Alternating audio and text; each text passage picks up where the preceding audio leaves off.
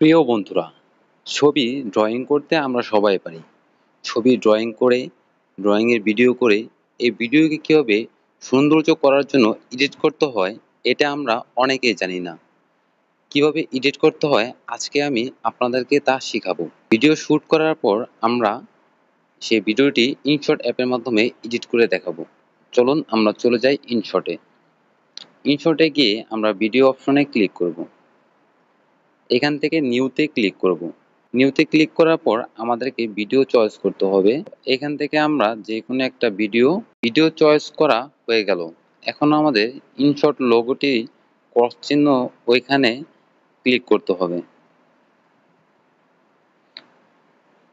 প্রথমে আমাদের ক্যানভাসে চাপ দিয়ে ইউটিউব সাইজ 16:9 নিতে হবে এবং রাইট চিহ্ন দিতে হবে।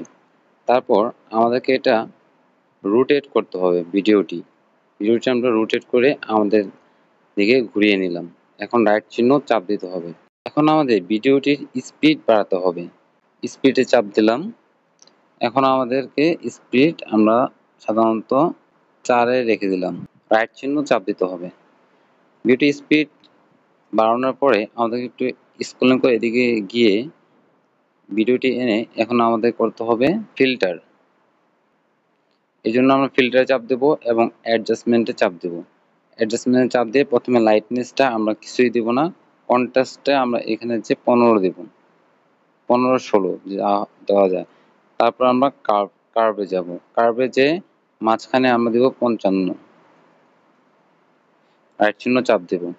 তারপর আমরা যাব হাইলাইটে। হাইলাইটে গিয়ে আমরা ফুল বাড়িয়ে দেব। তারপর আমরা যাব শার্প পেনে। এখানে গিয়ে আমরা 15 দেব। রাইট চিহ্ন চাপ দেব। আগের থেকে অনেকটাই দেখতে কালার। এখন আমাদের রাইট চিহ্ন চাপ দিয়ে দিতে হবে।